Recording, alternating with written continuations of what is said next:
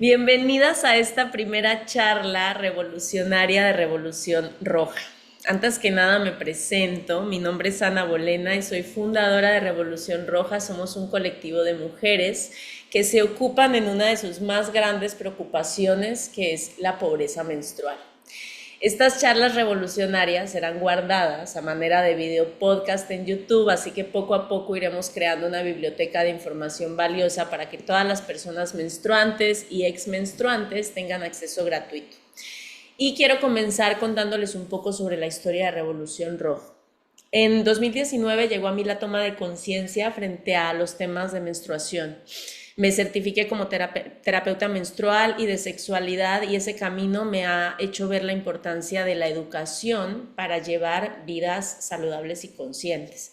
Así que respondiendo a esa conciencia, fundé Revolución Roja sin saber muy bien qué iba a pasar con ella, y ahora hemos llegado a más de 1000 mujeres con talleres menstruales y productos de gestión menstrual a zonas con personas menstruantes colombianas que siempre nos han recibido con muchísimo amor y buena energía.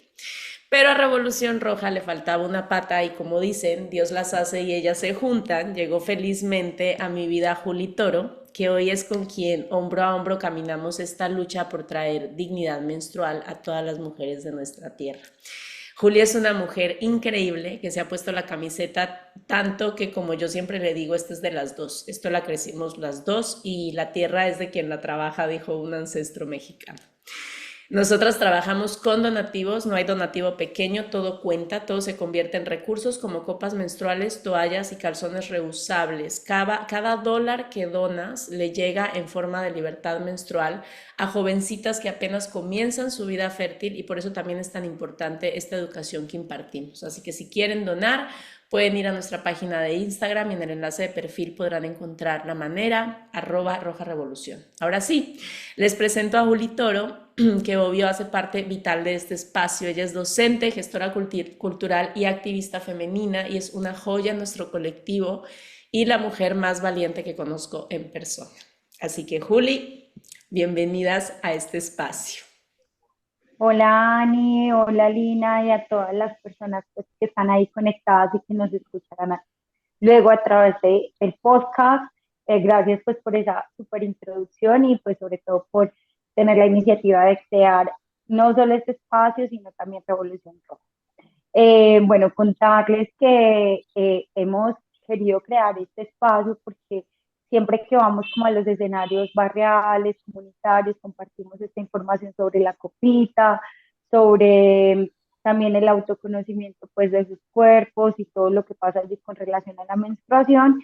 Nosotros vamos, participamos, pero luego nos venimos a casa como, bueno, ¿y será que las mujeres eh, si van a usar la copita, quedaron con dudas, será que tienen algo que quisieran preguntarnos y nosotras no tenemos un canal como para ello y por eso pues hemos creado este espacio para charlar sobre temas que nos han dicho les parece importante desde las comunidades. Entonces buscamos que a través pues apoyarnos en las tecnologías para seguir llegando también de otra manera a las comunidades, que es pues nuestro foco para eliminar pues, o minimizar pues, la pobreza menstrual.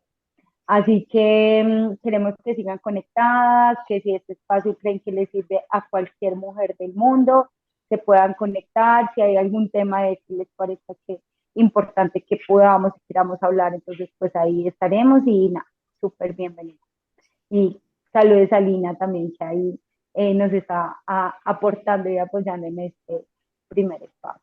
Exacto, por eso invitamos a Lina, que es una mujer que además ya ha estado con nosotras en misión de Revolución Roja y que siempre está dispuesta a ayudar, a compartir y a darnos alegría con su energía. Ella es Lina María Zuluaga, ginecóloga de la Universidad de Caldas, especialista en cirugía mínimamente invasiva y dolor pélvico crónico, y es cofundadora de la Clínica de Mujer a Mujer de Ginecología Funcional. Lina, bienvenida a este espacio y muchísimas gracias. Hola, buenas noches, hola a todas las que se conecten hoy y en el futuro. Muchísimas gracias por la invitación, siempre aquí muy feliz y dispuesta a educar a nuestras mujeres, eh, a resolver sus dudas y a que se conozcan mucho más, no solo física, sino funcionalmente. conozcan sus cuerpos, el porqué de los síntomas, de qué es normal y qué definitivamente no es normal. Eh, no, pues acá súper dispuesta a responder todas las preguntas y que aprendamos un poquito de endometriosis esta noche.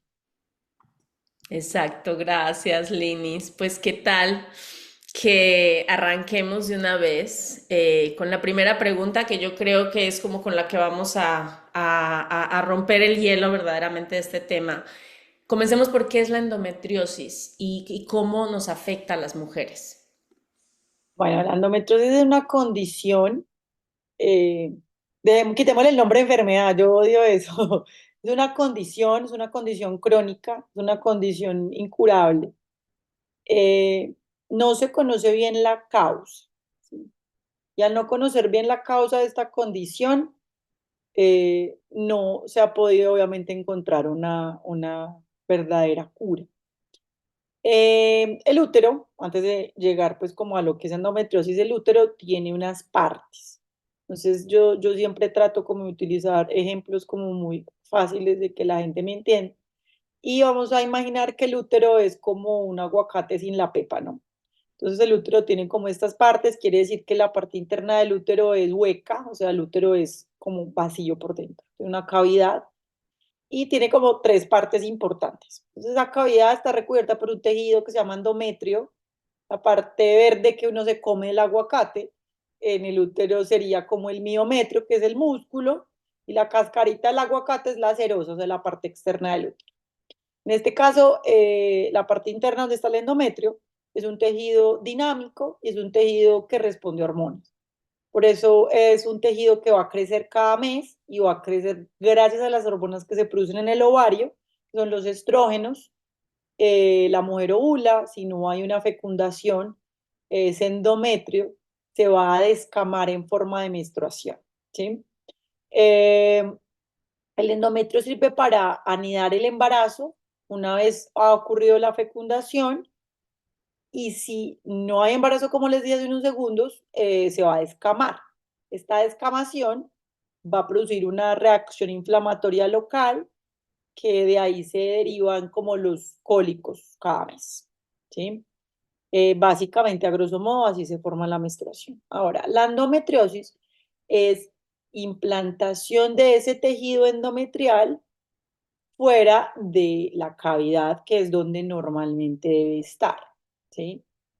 ¿Por qué se implanta por fuera? Es, como les decía, no sabemos por qué se implanta por fuera. Hay muchas teorías, pero realmente ninguna suple como todas las necesidades o las preguntas, por eso no conocemos bien la causa.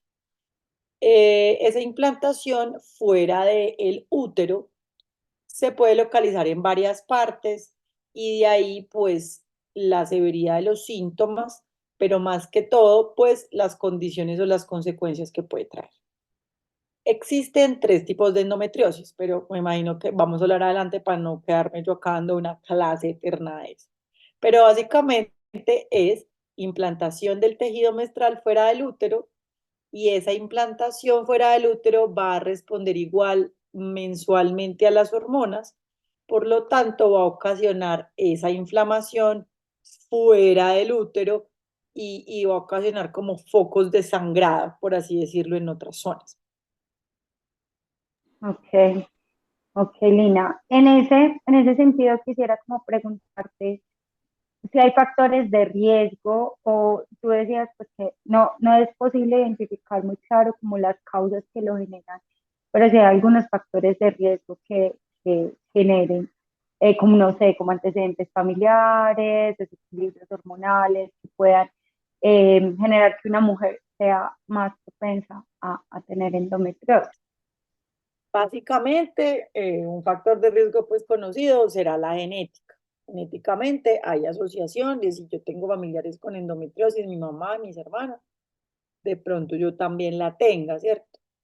Pero no, básicamente ser mujer y tener útero, nada más, pues, o sea, una condición que no está asociada a ningún comportamiento específico, a ninguna condición de enfermedad específica, afecta básicamente a mujeres obviamente en edad reproductiva en el sentido de que en la mujer en edad reproductiva es donde va a tener pues sus picos hormonales, por lo tanto es donde va a manifestar los síntomas.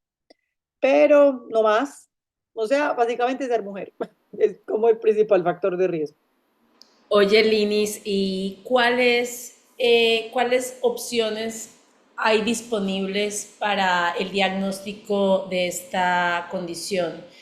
Y, y pregunto aquí también pensando en que cuando estamos hablando, por ejemplo, de salud pública,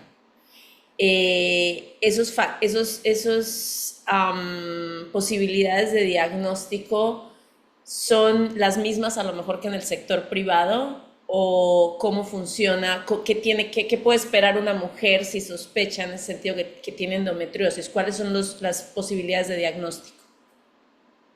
Bueno, la endometriosis a veces que no es tan fácil diagnosticar.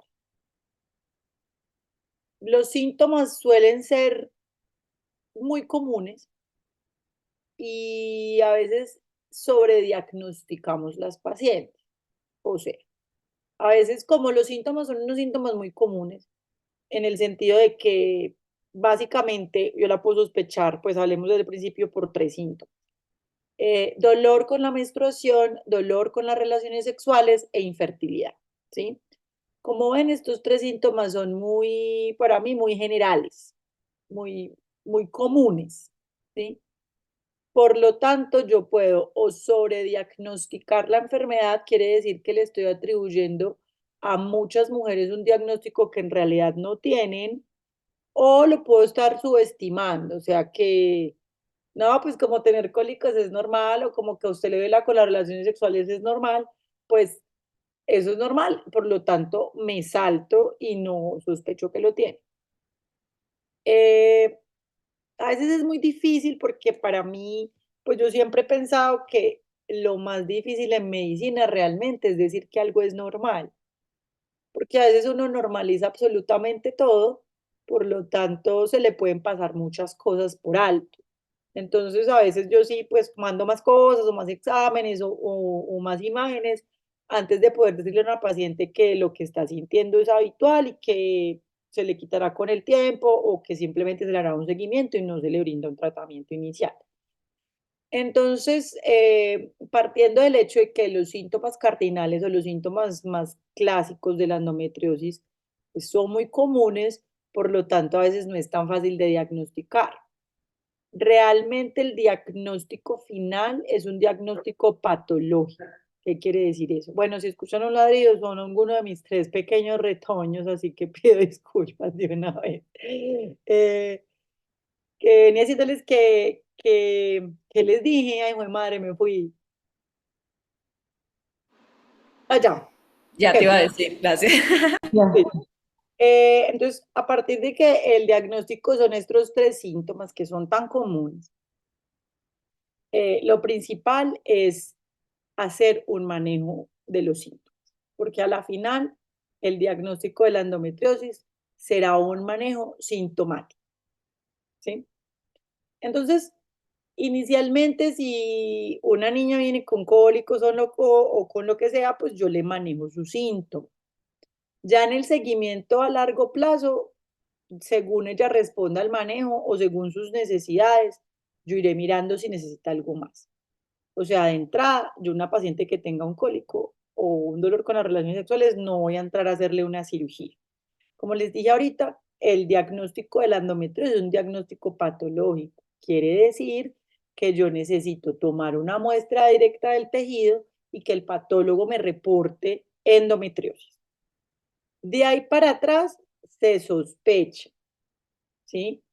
O Entonces, sea, puede haber muchas mujeres en este orden de ideas que, como tú misma dices, están sobrediagnosticadas, les han dicho que tienen endometriosis, pero no les han tomado la muestra patológica y es una simple especulación del médico o médica. exacto. Entonces, si tú vas, por ejemplo, a consulta y me dices, mira, es que yo tengo mucho dolor con la menstruación desde mi primera menstruación, tengo dolor con las relaciones sexuales, o he estado buscando un bebé hace un año, 2 años, 3 años y no se me da, yo voy a sospechar que esa mujer tiene endometriosis, ¿sí? Solo voy a sospechar, ¿sí? Ya de ahí viene un montón de cosas que yo voy a hacer en el interrogatorio cuando estoy haciendo pues como la historia clínica, y es que va a mirar qué tan severo es su dolor con la menstruación, qué tan severo es su dolor con las relaciones sexuales, si hay otros desencadenantes que yo pueda pensar que también son culpables de esa dispareunia que se llama el dolor con las relaciones sexuales, eh, y no de entrada a pensar que es una endometriosis, ¿sí? Eh, si tiene una infertilidad, pero resulta que siempre le achacan a la mujer la infertilidad, y nuestros queridos hombres no se responsabilizan, entonces a veces ellos no se hacen los exámenes, o uno no se da cuenta que ellos también pues tienen de pronto el otro 50%. Eh, entonces a veces Lina, y yo te quería preguntar algo, porque hay algo que las mujeres expresan mucho, es ese dolor a la hora de tener relaciones sexuales, pero yo creo que hay diferentes tipos de dolor a la hora de tener relaciones sexuales y también hay que entenderlos. Una cosa es que te duela la vagina porque a lo mejor tienes vaginitis o tienes una resequedad extrema o tienes una infección o lo que sea, y otra cosa es el dolor, me imagino, porque yo no tengo endometriosis ni tengo dolor a la hora de tener sexo, pero puedo pensar que el dolor de la endometriosis a la hora de tener sexo es diferente al dolor de una vaginitis o de un bloqueo vaginal, o estoy equivocada. todo es diferente, o sea, yo pensé que es diferente, y entonces ahí radica, como decías, tratar de diferenciar los diferentes tipos, ¿cierto? A eso me refería yo con que hay que mirar de verdad esa dispareunia, de dónde viene.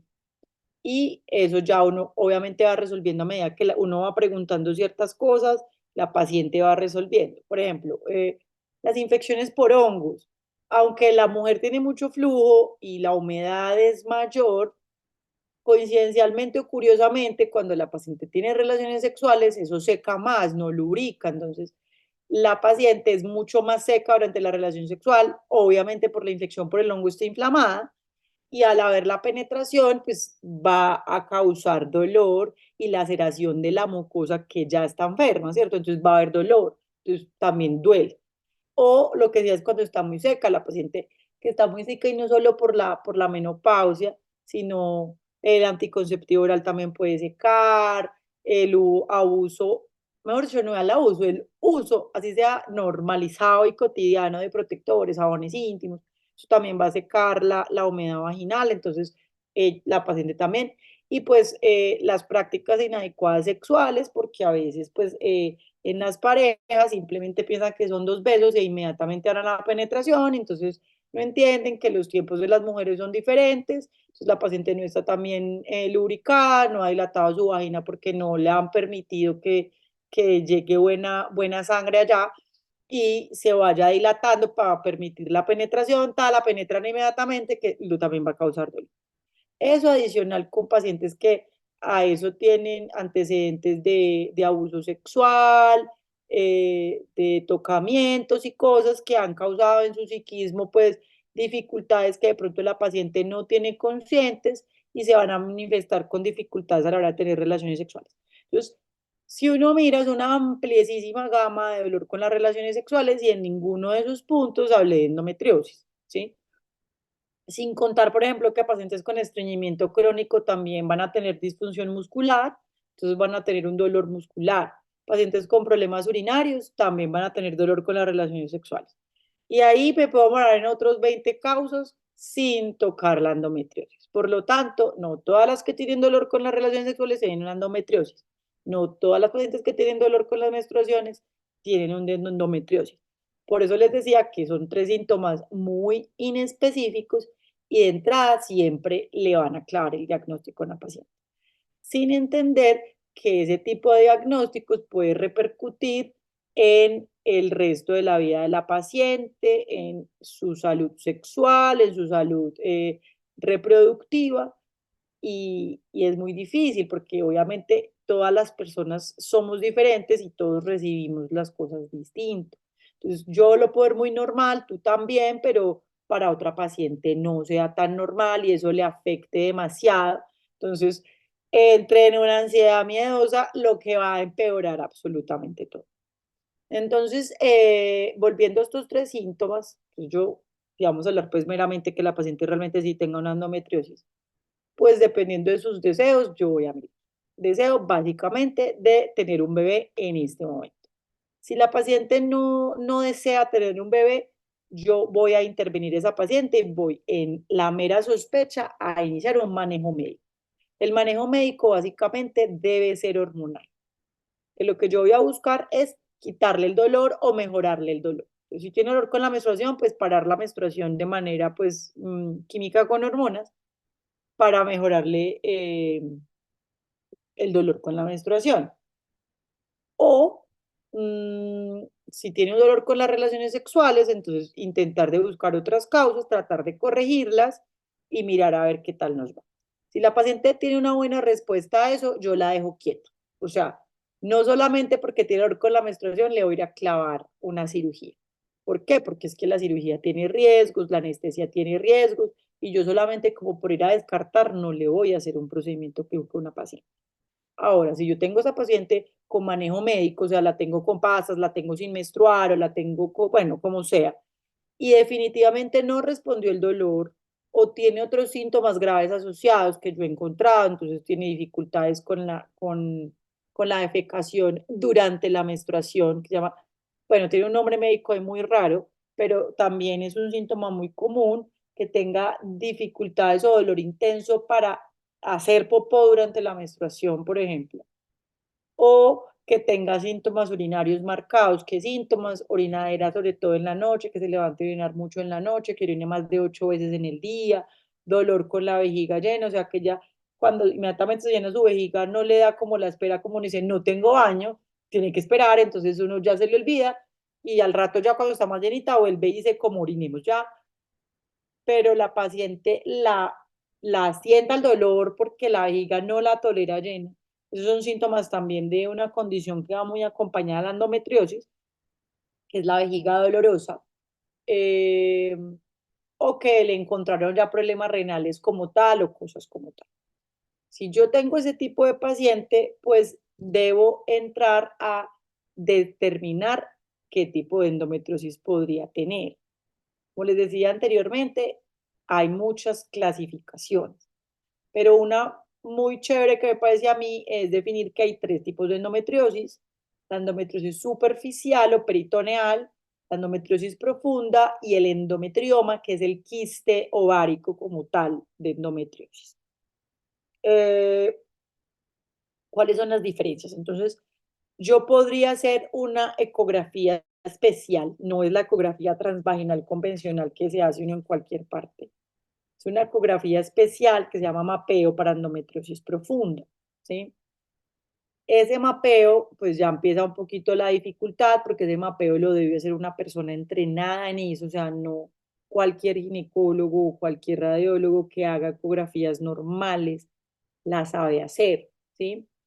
Entonces hay que saber a dónde consultar para que le hagan una la ecografía que es. En esa ecografía se determinaría si hay una endometriosis profunda. La endometriosis profunda ya son como nodulaciones, masas, ¿sí? Que se pueden ubicar en cualquier sitio. Generalmente va a ser en la pelvis, ¿sí? Obviamente, pues al lado del útero. Y hacia donde esté el nódulo van a ser los síntomas. Entonces puede haber nódulos metidos en la vejiga, nódulos en el recto, nódulos hacia los ureteres, que son unos tubos que llevan la orina del riñón a la vejiga, en cualquiera de esas zonas. Obviamente, si yo hablo de un nódulo, una masa, hay un pegote alrededor de ese nódulo. Entonces, es una paciente con una pelvis muy difícil quirúrgicamente y ese nódulo puede invadir el recto, o sea, los intestinos, ¿sí? Entonces, de ahí radica, por ejemplo, que hay pacientes que cuando menstruan, no todas, pero algunas, también pueden tener sangrados rectales, por ejemplo, y es menstruación rectal. O si tiene invasión a la vejiga, dependiendo qué tanto comprometa la vejiga, puede tener sangrado en la orina durante el periodo menstrual, ¿sí? Y así, obviamente, esos son casos muy aislados y son casos muy severos. pero yo puedo tener un nódulo que compromete el intestino sin tener sangrado rectal porque no llega hasta a invadirlo todo, sino una parte, ¿sí? De ahí entonces está esa y el endometrioma, que es el quiste ovario. Quiere decir que yo esas las puedo diagnosticar por imágenes antes de llevar a una cirugía, ¿sí? Entonces, yo puedo tener esta ecografía normal y aún así tener endometriosis, pero probablemente sería una endometriosis superficial, que es la que no se ve por ecografías, ni por imágenes, ni por resonancias, ni por tomografías, ni por absolutamente nada.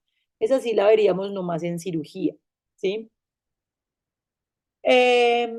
Y otra cosa súper importante es que la severidad de los síntomas no va a estar asociada a la severidad de la enfermedad.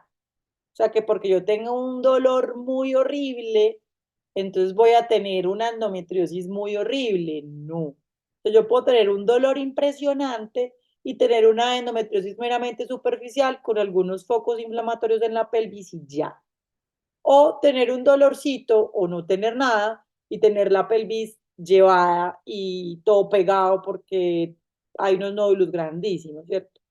Entonces, la endometriosis es una condición, como les decía, muy difícil porque los síntomas son muy inespecíficos y la gama de la condición ya médica como tal es muy amplia.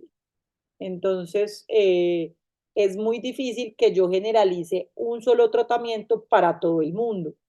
Hay que estudiar cada paciente, hay que determinar cuáles son sus síntomas y de ahí darle el tratamiento como adecuado a cada perfil. Ok, sí, muy compleja, como todo el entramado de las diferentes tipologías que tú nos mencionas, Lina, y pues los diferentes tratamientos para ella. Retomando un poco como la pregunta de Dani, es quizá tú que estás en el sistema de salud, ¿qué estrategias o qué posibilidades tienen las mujeres, por ejemplo, con relación al sistema de salud público o para tener un buen diagnóstico? Actualmente es necesario acudir ya a servicios privados, o cómo tú analizas esta situación que pues nos acabas de escribir, que además tiene un montón de matices para que una mujer tenga un buen diagnóstico. Entonces, ahí pensando en una mujer de a pie que va donde su médico, que tiene un conjunto de síntomas que podría asociar a esta situación, qué tan probable es que el sistema le dé un acompañamiento adecuado o no. O sea, como que nos hablaras un poquito sobre ello, sobre tu perspectiva. Pienso que, por no decir nula, muy pobre. O sea, es difícil. O sea, es difícil y la dificultad va a radicar a todos los niveles, ¿sí? Eh, Nuestro sistema de salud es precario en el sentido que es muy injusto con los usuarios, ¿sí? Plata hay y en el sistema en el papel fluiría muy bien, ¿cierto? Pero la realidad es otra. Esa es una. Pero pues yo pienso que yo trabajo, pues toda la vida he sido médica y toda la vida he trabajado en el sistema de salud. Y a pesar de que funciona como funciona, ustedes van a Estados Unidos, van a Europa y es peor que el sistema acá. La gente no entiende eso porque pues, o sea, realmente el privilegio de poder estar en otros países y poder vivir en otros países es privilegio de muy pocos, ¿sí? Los usuarios de acá del país no entienden el sistema de salud que tenemos. Entonces, obviamente uno pues solo, si no conoce a Dios, a cualquier santo le reza. O si no, solo critica eso. El sistema no es malo, pero también pienso que en gran parte nosotros los médicos tenemos gran responsabilidad del pobre diagnóstico, ¿sí? Y me atrevo a decir por los ginecólogos, ni siquiera por los médicos generales. Ser médico general es muy duro, porque uno tiene que saber de todo y a la final no sabe gran cosa. O sea, sabe un poquito de cada cosa, pero es imposible que un médico general abarque y pueda contar. Llegando ya a los ginecólogos, porque yo soy ginecóloga hace 10 años, y llevo mucho tiempo en esto. Y me toca ver que muchos de mis colegas no entienden la condición, ¿sí? Entonces es muy duro porque tú vas al médico y mira, voy por cólicos, o tengo mucho sangrado, tengo el médico te va a mandar al ginecólogo. Y tú vas al ginecólogo y el ginecólogo, la probabilidad es del 100% que te va a mandar pastas, porque yo también mandaría pastas, como les dije ahora, o sea, manejo médico. Pero si no te funcionan las pastas y todos a los 3 o 6 meses te mandan a la laparoscopia, que esa es otra condena que tienen las pacientes de endometriosis. Inmediatamente van por dolor, o bueno, o si le dan a lo de las pastas, bien. Y si no, de entrada le mandan a una laparoscopia diagnóstica. Entonces, cuando las pacientes llegan a mí, o ya han llegado algunos de los colegas que sí manejan la condición, eh, son pacientes que llevan 3, 4, 5 laparoscopias sin resolverles absolutamente nada, ¿sí? Entonces son pacientes ya toreadas, como las llama uno, ¿cierto? Toreadas a muchos niveles, porque de ahí radica que el 30% de las pacientes con dolor pélvico crónico tendrá una endometriosis, ¿sí? Una de cada 3, pero no todas. O sea, no todo el dolor pélvico crónico tiene una endometriosis. Van a ver que entonces el otro 60 y piola por ciento, 70% tiene otras causas y no es endometriosis. Entonces ahí radica que la paciente va por dolor y le clavan su laparoscopia y no tiene nada. Pues la laparoscopia salió en blanco. Entonces la paciente, no, entonces no sé, ya desahuciada. Entonces son esos pacientes o que les han hecho muchas cosas y ya nadie sabe qué más hacerles. Entonces son pacientes que tienen problemas a todos los niveles. O sea, no solo físico porque le duele, sino que el marido ya la dejó porque como a ella le duele con las relaciones sexuales, entonces ya no tiene relaciones sexuales, entonces el marido la ve como, ajá, entonces la deja porque ya no sirve como esposa. La paciente, como tiene tanto dolor y tantas molestias, se incapacita mucho, hasta que entonces en el trabajo se aburrieron de ella y la echaron porque pues esta señora no es productiva, entonces a mí no me sirve estar pagando una incapacidad, le buscan cualquier motivo o la terminan terminando el contrato y la sacan. Es una paciente que se queja de dolor todo el tiempo porque realmente lo siente, pero entonces en la casa creen que ya estás llamando la atención o que está utilizando el dolor para que la gente le pare bolas en la casa, entonces ya nadie le cree, ¿cierto? Va a un montón de médicos a mirar de todos los del sistema a ver quién le para bolas y ya la mandaron al psiquiatra, a 20 cosas diferentes y nadie da con el chiste. Entonces, ya señora, usted está loca. Pues claro, cuando llegas en esas pacientes, llegan con una carga emocional muy grande, eso se llama catastrofización. Son pacientes muy difíciles, porque lastimosamente nosotros como seres humanos, pues creemos que todo se soluciona con pastas o con cirugía. Entonces es muy duro, es muy duro. Entonces en un sistema de salud que funciona de manera difícil, digámoslo así, con unos médicos que no están preparados para diagnosticarlo, ¿sí? Pues se vuelve un caldo de cultivo para una catástrofe, ¿cierto? Por así decirlo, o para un evento no esperado, como lo queramos llamar. Y eso adicional a que las imágenes diagnósticas que se pueden acceder, como les decía ahorita, el mapeo, pues no lo hace todo el mundo. Entonces no es que la paciente, si no lo dieron en la EPS, pues fue y se pagó una ecografía particular, que es lo que mucha gente pues, lo haría. Pero si el médico supiera dónde direccionar la paciente o el paciente supiera a quién preguntarle y que la persona a la que le pregunta le oriente de manera adecuada, pues de pronto el diagnóstico sería diferente y el paciente pudiera acceder a la atención que necesita, ¿cierto? Es difícil, es extremadamente difícil. Lina, y entonces para cerrar un poco, para concluir y cerrar sobre esto, tú como médica, ¿qué recomendaciones le darías a las mujeres? Pues obviamente ya, si sospechan, ya saben qué tienen que hacer. Yo creo que en esta charla ha quedado sumamente claro cuáles son los pasos a seguir. Pero si, por ejemplo, listo, tienes endometriosis, ¿hay hábitos, prácticas, ejercicios, herramientas que puedan ayudar a estas mujeres con endometriosis a tener una mejor calidad de vida de una manera más en su estilo de vida, menos enfocado a los medicamentos? No, No. no. O sea, mm, a veces, por ejemplo, ahora también es muy difícil porque yo entiendo que vamos todos y la gente, me refiero a hombres, mujeres de todas las edades, cada vez está tratando de alejarse más de un montón de cosas y de medicamentos y de tipos de comida y de cosas como más hacia lo natural, ¿cierto? Y es entendible porque a mí me parece también bien, o sea, uno debe dejar de depender de tantas cosas y tratar de volver a lo natural porque lo natural también está bien.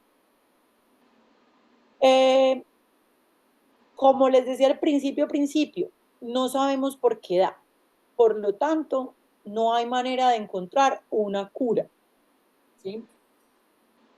Es difícil en el hecho de, inclusive si yo llevo una paciente, le saco útero, ovarios, los nódulos, el pedazo de intestino, de vejiga, de lo que sea, que haya ocasionado eh, la endometriosis, pues uno pensaría que al quitarlo se cura, ¿sí? Pues decía a un rato cuando empezamos a explicar qué era y los síntomas que daba, yo les dije que causaba como una inflamación local y empezaba a ocasionar más dolor. Esa inflamación y ese dolor de manera crónica, o sea, repetitiva en el tiempo, con los meses y con los años, empieza a causar cambios químicos a nivel de los nervios.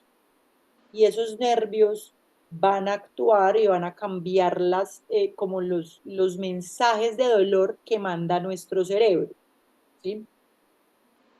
Y el cerebro de la mujer con dolor crónico cambia, es un cerebro diferente. Entonces, cuando uno le dice a la del dolor crónico, todo está en su cabeza, sí, es real, pero no porque esté loca, sino porque el cerebro de la paciente con dolor crónico cambió y la percepción de dolor de esa paciente con dolor crónico es una percepción diferente a la paciente que no tiene dolor crónico. O sea, cualquier estímulo que en una paciente con el cerebro, entre comillas, normal, ¿sí?, se perciba como no doloroso o como doloroso leve, en la paciente con esos cambios es algo horrible. Entonces, de ahí radica, por ejemplo, que esa paciente consulta 20 veces a urgencias, a nadie le cree, pucha, tenía una apendicitis y se nos pasó y se murió, ¿sí me entienden? Entonces, esos cambios crónicos ya no hay manera de revertirlos. Y esos pacientes deben utilizar un tipo de medicamentos que ayude a controlar esa respuesta cerebral. Digamos, de ahí por eso, ese tipo de pacientes no puede estar sin medicamento porque no va a responder igual. También por eso de ahí radica la diferencia de, puede que yo tenga unos síntomas horribles y una enfermedad muy leve, porque mi cerebro ya lo percibe distinto. Entonces, de ahí radica más complejo todavía, porque ya no es solo la enfermedad, no solo los síntomas, no solo el diagnóstico, no solo la gama infinita que hay, sino que a eso hay que sumarle el dolor crónico. Y a ese dolor crónico hay que sumarle otra cosa peor todavía, y es que el paciente con dolor crónico tiene otras condiciones adicionales de dolor, o sea, no solo es la endometriosis. Se le van sumando un montón de otros problemas. Entonces yo le puedo sacar el útero, los ovarios, lo que les dé, el pedazo de nódulo, el pedazo de lo que sea, pero si no le quito lo otro o le controlo lo otro, la paciente va a seguir igual. Entonces, es la paciente que le llega a uno que ya le sacaron todo y sigue con dolor. Entonces, no es tan sencillo decir, no, mira, vamos a ir a una dieta vegetariana, o vamos a hacer yoga todos los días, o vas a tomar agua en ayunas, o bueno, cualquier cantidad de cosas que uno pueda hacer. Obviamente, pienso que eso hay que hacerlo, porque comer bien, hacer ejercicio, dormir 8 horas, no tomar alcohol o tomar lo mínimo, no fumar, sacar de nuestra vida los ultraprocesados, bueno, los lácteos, ese tipo de cosas deben ayudar a bajar la inflamación crónica en el cuerpo y por ende pueden mejorar un poquito el dolor, pueden mejorar muchas cosas, pero no lo van a quitar del todo. Y aparte de todo, pues yo soy una médica tradicional, de medicina tradicional. No tengo las herramientas de conocimiento de cosas de otras, para ser sincera, y decirles, la acupuntura es lo máximo. No lo conozco, entonces yo no me atrevo a ofrecer ese tipo de cosas sin saber realmente con evidencia pues si funcionan o no. Ahora, ¿hay cosas de medicina alternativa que van a ayudar a mejorar el dolor? Sí. La acupuntura, por ejemplo, es una de ellas, ¿sí? Yo también promuevo mucho las fisioterapias pélvicas también las ayudan mucho, ¿cierto? Eh, pero de la mano debería ir el manejo hormonal, ¿sí? Ese es imposible saltárnoslo porque es lo que tiene evidencia hasta el momento. Y eso es Entonces, algo que es clave, ¿no? Porque también pensamos, y bueno, yo soy una persona que trata de mantener como todos estos hábitos saludables en mi vida para prevenir determinadas cosas, que en últimas, como tú lo dices, puede mejorar, pero eso no va a cambiar la situación, no se va a acabar la endometriosis, nos puede, creo que en últimas, dar mejor calidad de vida, ¿no? Porque a lo mejor entonces vas a la acupuntura y te ayuda un poco con el dolor, porque claro, sirve, a lo mejor no te lo quita, pero el solo hecho también de estarte haciendo cargo, ¿no? Y de buscar soluciones y de no solamente como quedarte en ese mismo hueco que ya te dijeron tienes endometriosis y hasta aquí llegaste y entonces como que tiras la toalla. En últimas es eso, seguir teniendo hábitos saludables y pues saber que es una condición muy compleja que tiene todas estas aristas que yo creo, Lina, te agradezco un montón de verdad toda la información que nos diste hoy. Creo que fue una información muy completa. Creo que tanto a quienes estuvieron aquí con nosotros, que les agradecemos mucho la compañía para la grabación de este espacio y la compañía y el escuchar y recibir la información.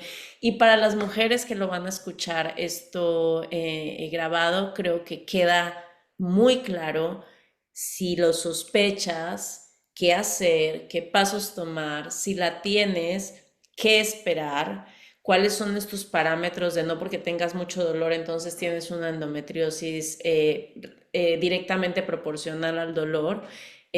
Como que todo eso, esos sangrados, esos dolores rectales, vaginales, todo eso de lo que hablaste, me parece que también ayuda mucho para cuando la persona no sabe si la tiene y apenas va a hacer diagnóstico, a lo mejor mencionarle también de esas cosas al médico o a la médica, pues ayuda a decir, oye, yo oí en una conversación o en un podcast que decían que esto puede generar sangrados en el recto, que son menstruación, y yo creo que yo tengo eso. Entonces, doc, esto yo lo tengo y eso puede ayudar también al doctor o a la doctora en cuestión, que en últimas, pues es también nuestra labor como pacientes, conocernos, saber bien cómo se sienten los síntomas que estamos teniendo para poderlos comunicar adecuadamente y poder guiar a la persona que nos está ayudando como médica, ¿no? Como médico. No sé si tengan comentarios finales que quieran sumar, si hay alguna pregunta que nos haya quedado volando o si ya podemos cerrar esta conversación y darle las gracias a Lina por su hermoso tiempo. ¿Estamos bien? bueno, yo pienso que igual, pues como para cerrar, lo importante es uno como paciente no tragar entero, ¿sí? Eh, si tienen los síntomas que hablamos, sobre todo si esos síntomas alteran la calidad de vida, o sea, si el dolor es tanto que no pueden ir a trabajar, no pueden ir al colegio, no pueden hacer sus actividades diarias, es que la mujer está hecha para menstruar. O sea, nosotros estamos hechos para menstruar porque pues nacimos menstruando. Bueno, no nacimos menstruando, nacimos y luego más grandes empezamos a menstruar, pero el cuerpo de la mujer está hecho para menstruar y es normal. O sea, la vida debe seguir. Si la menstruación, si la mujer debe parar su día a día porque la menstruación la altera, ya no es normal. Sea porque sangra mucho, sea porque le duele mucho, o sea lo que sea. Si la paciente, a su alrededor, su tiempo, su energía, sus 8 días del mes se pierden porque la menstruación acapara todo, eso no es normal y debe consultar, punto final. O sea, dejar de normalizar que es que eso duele, a mí me dijeron que eso dolía, entonces normal, o si me estoy desangrando y tengo anemia, pues toda la vida ha sido así, normal. No, evidentemente eso no es normal. Entonces, eso hay que dejar de romantizar muchas cosas porque eso no es normal y no estamos hechos para aguantar dolor todo el tiempo. Entonces, no tragar entero porque no todo es normal y buscar. Siempre estamos en redes sociales, hay Google, hay 25 cosas. Esto no es la era de la caverna como hace 30 años que nos tocaba quedarnos con el directorio médico y ya. Hay acceso a mucha información, pero pues también esa información ya abruma porque es demasiado, pero eso significa que uno como paciente puede buscar. Al no comer, al no tragar entero, puede buscar hasta encontrar alguno de ese mar de médicos que hay por ahí que de verdad la escuche y trate de solucionar sus cosas, ¿cierto? Entonces a veces uno como médico, como mujer o como paciente se debe empoderar de su situación y tratar de encontrar las respuestas, ¿sí? Que hay mucha gente que es muy pasiva, que le dijo este médico que eso era así, ah, bueno, entonces sí, no, eso no debe ser así, o sea, yo soy responsable de mi cuerpo, de mi salud, de mis síntomas. Y si Pepito no me llenó, pues Sutanita debe llenarme, entonces voy a ir donde Sutanita, hasta que lo encuentren. O sea, siempre va a encontrar a alguien que le solucione. Entonces, eso es como lo que a mí me parece más importante. Nos están preguntando, Lina, que si en el eje cafetero, bueno, pues ahí está Lina, hay lugares especializados donde se pueda consultar. Y obvio, mira, si estás en Pereira, o pues en Armenia, que también es más cerquita a Pereira, hay una unidad que se llama Algia, la puedes buscar en Google. Ellos son tres hombres que se dedican a la salud. Yo me entrené con ellos, de hecho, ellos en cirugía mínimamente invasiva y dolor pélvico crónico.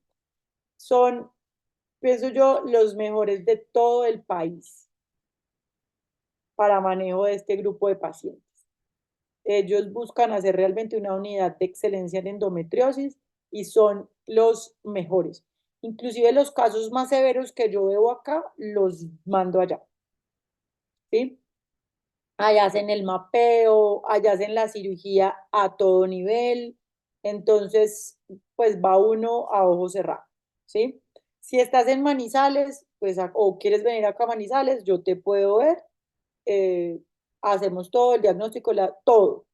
Y si hay que hacer algo extremadamente grande, pues lo hacemos allá en Pereira. Pero pienso pues que Alia es puntea en todo el país, ni siquiera en Bogotá, ni en Medellín, ni en Cali, ni en Barranquilla, no sé. O sea, Alia. Muchísimas gracias. Bueno, qué bueno que pudiste resolver eso y que están cerca en el eje cafetero. Muchas gracias. Yo me voy personalmente, wow, con muchísima información que fíjate, en últimas son temas que uno cree que conoce, porque claro, los he estudiado, el tema no lo vivo, entonces como no lo vivo, uno todos los días pues falta un montón de la experiencia, de saber cuál es la experiencia de estas mujeres que viven con endometriosis, que ahí es donde nos separamos, pero pude sentir con esta conversación, Lina, como entender, casi que entender a esa mujer que vive con endometriosis, con todas estas, incluso temas que dijiste psicológicos, ¿no? Que terminan afectando, o sea, es algo que se termina convirtiendo en una situación de vida. Entonces siento que el hecho de saberlo cómo abordar, saber que esas frustraciones, que eso es catastrófico, que todo eso es normal cuando estamos pasando por dificultades en un diagnóstico porque es nuestra salud y nos preocupamos y nos agobiamos. Entonces, gracias. Yo creo que esto va a ser una gran herramienta. Gracias a quienes estuvieron presentes. Un beso, un abrazo, Lina. De verdad tu tiempo lo agradecemos infinitesimalmente. Así que gracias y Juli, gracias por estar aquí.